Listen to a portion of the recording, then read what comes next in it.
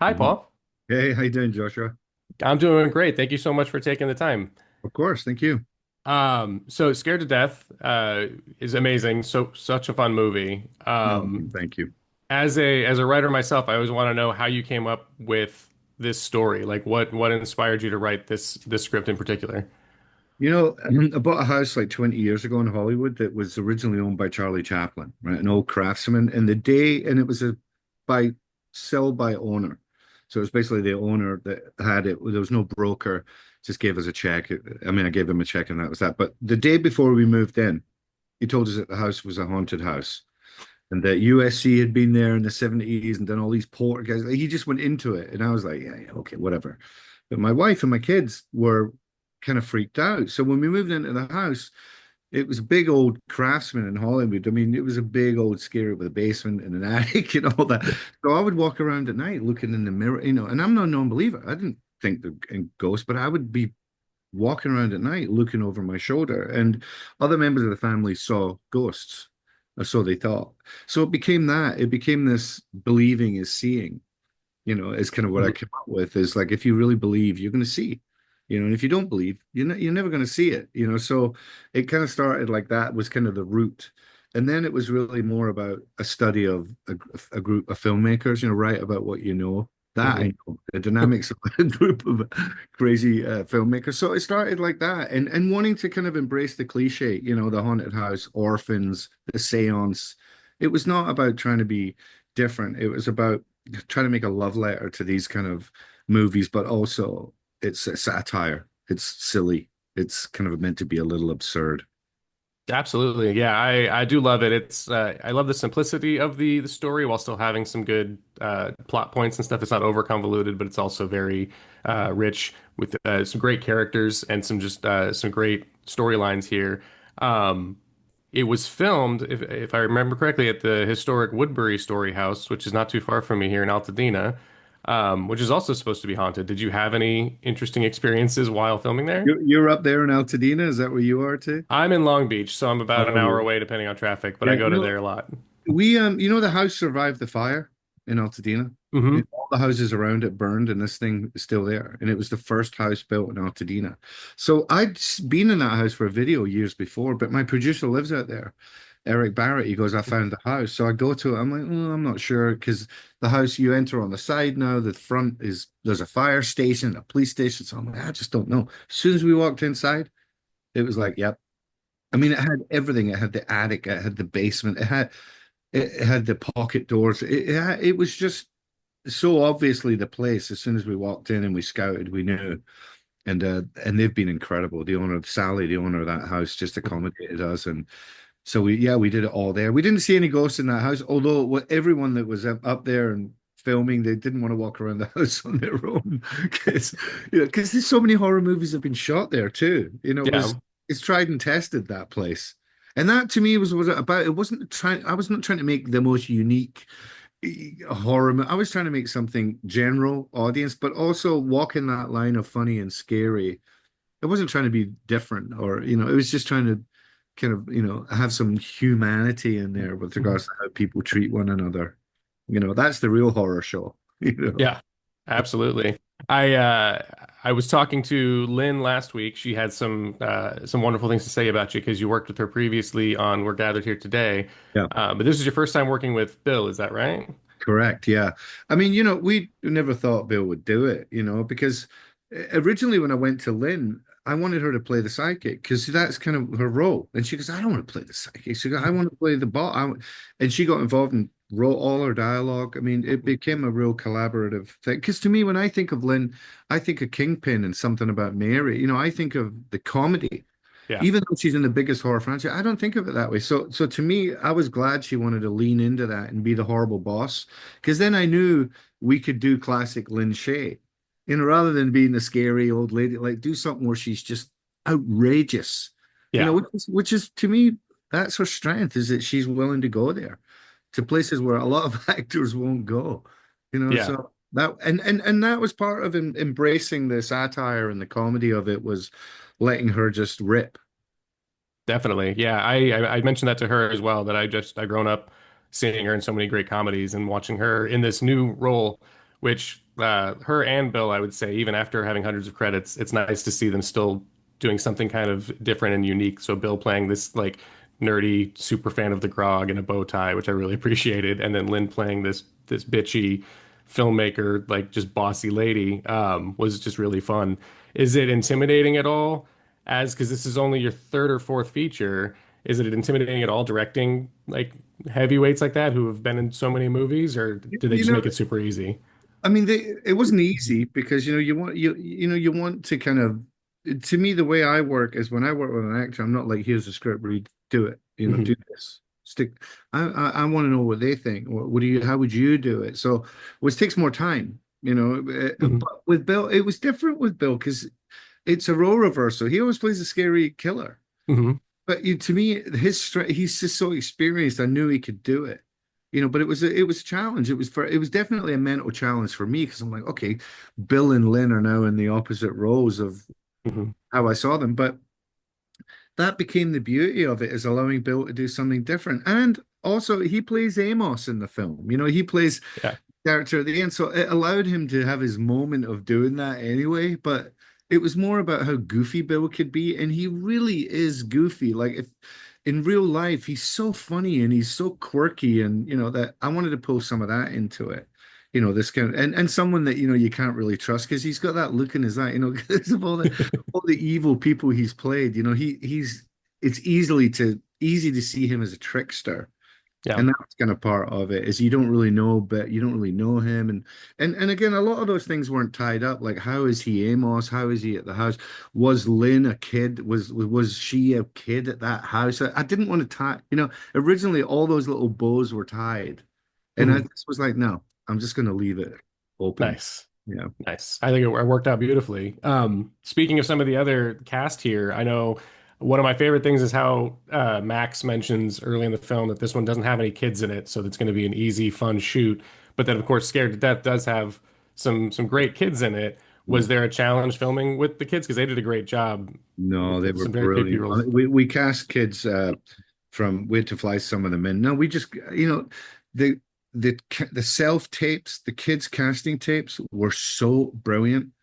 I mean, I must have seen 130 kids, something like that, and they were all amazing. Mhm. So, when we actually picked the ensemble, they were so professional, man. They were so brilliant on set. Like every time they performed, everyone's clapping. I mean, they were consummate professionals, never complained. I was worried they would get scared because Yeah. we had the rolling head, and they were all touching it. No, it was brilliant. It was really, that's the thing. You'd be surprised, right?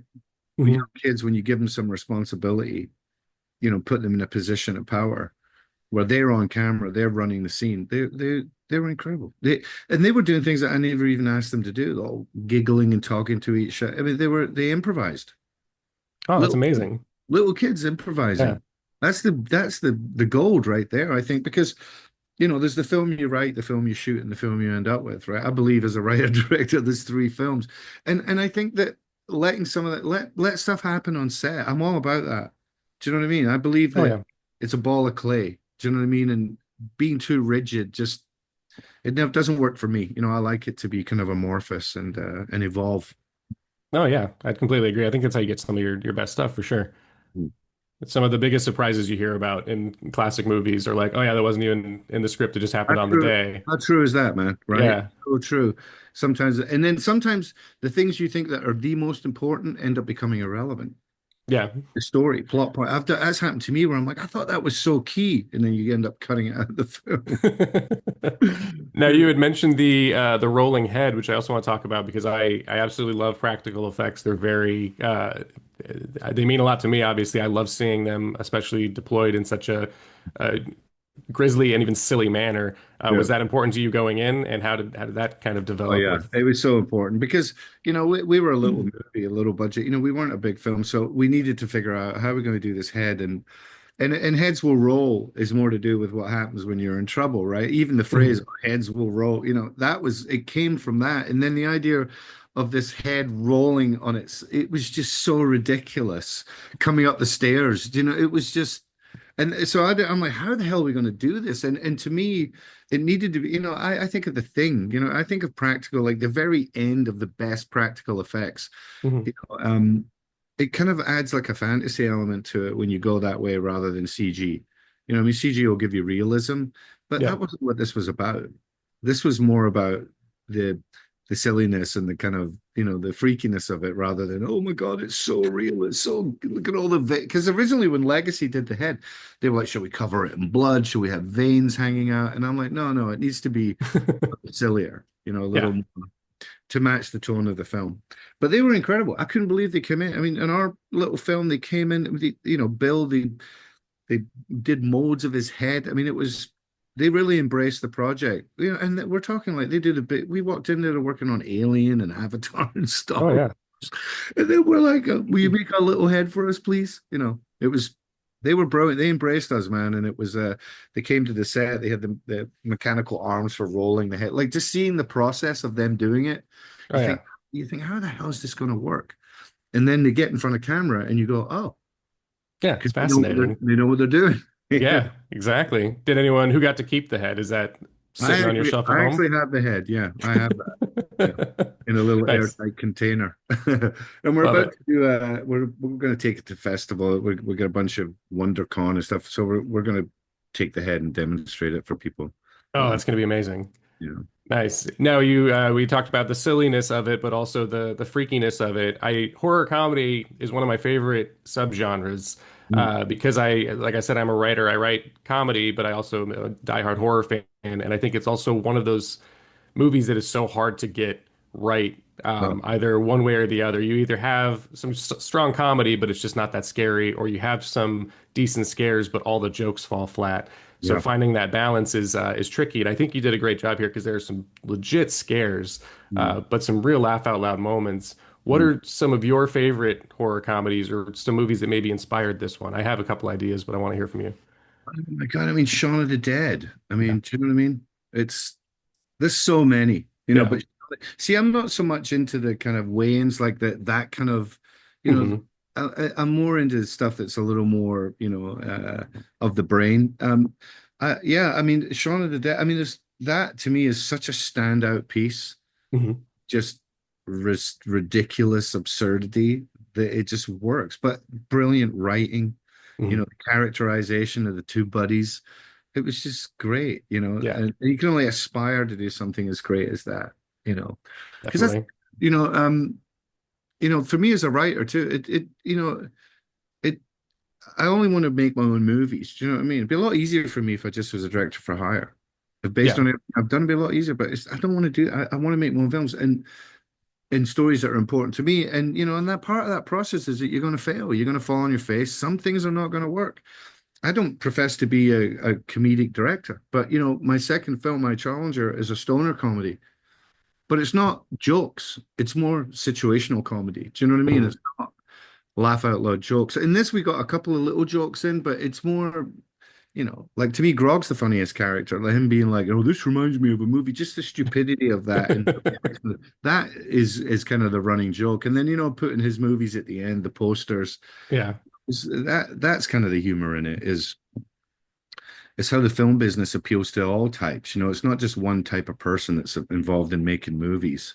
I mean, we have the gamut. All for kinds sure. of freaks and personalities are on a movie set. I mean, Oh yeah, yeah, yeah. absolutely. I get to talk to Kurt on later this week, which I'm very excited about because the Like, Grog great was guy. an Yeah, he's incredibly memorable character. he is the Grog. He Yeah, is the Grog. That's the other thing. There's no delineation between him and the Grog. He is the Grog. And in the film we just did, Relapse, he plays the father of this girl, and he's the same guy. That is him. And that's the power of Kurt is that he's just that kind of guy. He's just so loving and so friendly and just so open. And he's also the executive producer of the movie, mhm. finance the movie. I mean, it's been brilliant working with him. And we're just about to do a third movie. Amazing. Yeah, so it's got to be nice having a couple of people that you can rely on now. Yeah. So early on that you can just go back to because, like I said, Lynn had nothing but kind things to say about you. She said it was just an absolute pleasure, and she would do anything you send her from now on. So I do love that. I didn't want to. I want to just mention this briefly. Obviously, we want to talk about your horror movies, but I was doing a deep dive on your resume, and you did start out doing a lot of music videos, Yeah. including some pretty iconic ones for Shania Twain, which I'm a Yeah. fan of. So that don't impress me much, and is one of the most like famous, I would say, music videos of all time. So that's crazy that you're also involved in that. What is something that you learned coming up doing music videos, like a technique or something that you've taken with you as you move into the feature realm? I started making films when I was a teenager, so it was before music videos Mhm. ever happened. I was kind of the camera and making films. Then I went to fine art film school in Mhm. London, so it wasn't really about technique or narrative. Um, but sorry, I slipped. What was the question again? In the very Just like, well, yeah, because I remember reading up that you had done like Super Yeah, 8 yeah. stuff starting out as a kid, but is there anything you learned in the music video space that you've carried over into You know doing what? movies? How I saw it was I saw music videos as a sketchbook. Really, it was a kind of ability for me to experiment with visual effects, camera techniques, Mhm. costumes. It was really that. And the beauty of it is back then when I started in the golden age, they didn't tell you what to do. You could just do what you want. So to me, I've leaned heavily into camera and ended up becoming a DP. And for the last 20 years, I've pretty much shot all my own stuff. So it was really about developing a fingerprint, developing my own style, and this is how I like it. This is how I shoot. Even though every project is different, all those videos, and they look different, there's a certain aesthetic and a fingerprint that runs through it all, Mhm. which is just my own preference, which I've tried to put into my films, but I don't want to just make one genre type. You know what I mean? I want to jump around.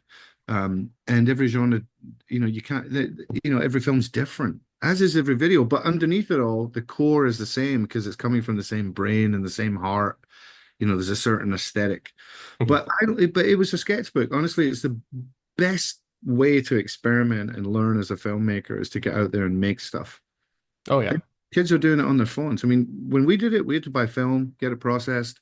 I mean, it was a splicing it. I mean, it was a whole, it was much harder to get anything done because it was so cost prohibitive. Now, you get your phone and your laptop, you're Yeah. off. So I love it. I think it's fantastic what's happened in the business. But making stuff is how I learned. Just going out and doing it, messing up, learning Mhm. from mistakes. It's the best way to learn, right? Is to do something and completely balls it up and go, oh my God, I'm not doing that again. So Definitely. yeah, Oh yeah, been there, and I a can't lot of agree that. more. Yeah. So last question before, because I know we're almost out of time, but just what is something that you hope, because this is about to hit theaters on Friday the 13th, very exciting stuff. What is something you hope people take home after they see the movie? What do you want them to get out of Scared to Death? I just want people to enjoy it and to have a laugh. If I can get them be frightened for a couple of seconds and laugh for a couple of seconds, then I've achieved all I wanted to achieve is just to kind of entertain people. I'm not, it's not about terrifying people. I love jump scares. There's a few of those in there. They can get people to jump, but it's more about just taking people on this journey of wackiness. Like the movies of John Waters. To me, you know what I mean? It's about just trying to show something a little different and be a little different and a little skewed. And I just want people to, hopefully to enjoy it. That's it, really. That's all I care about. It's not, I love the different opinions. You know what I mean? Hmm. And movies are so polarizing. You know what I mean? Like to me, I'm not a big fan of Christopher Nolan's movies. And people are like, oh, how could you not love Christopher? Because, we're like that. We're really Yeah, polarized. And to me, that's the strength of movies is the fact that you don't know what someone's going to like. And if you can actually get someone to like it at all, I think you've succeeded because there's so much competition. I mean, people consume so much. How do you know what people are going to like? exactly. You have to make them for yourself. To me, I make this. Do I like it? Is this the story? Is it what I want? And then Mhm. hopefully other people will connect to it. But I think trying to make it just for the audience that's a black hole No, because yeah. his tastes are so fickle. You don't know. One person might like it, one person might hate it. So I go in just thinking if we get some of them, you can please some people sometime, but you can't please all the people all the time. Yeah, In the absolutely words of true. Bob Marley. Oh yeah, no, I think you definitely found your audience with this one. The people I know have already seen it have all been on the same page. It's a lot of fun. Thank you. Really great work. Congratulations. Can't wait to see it again in theaters and then see what you do next. But I appreciate you taking the time today. Yeah, I appreciate you, Josh. Thanks, man. Keeping Thank you so the much, Paul. indie movies alive. Absolutely.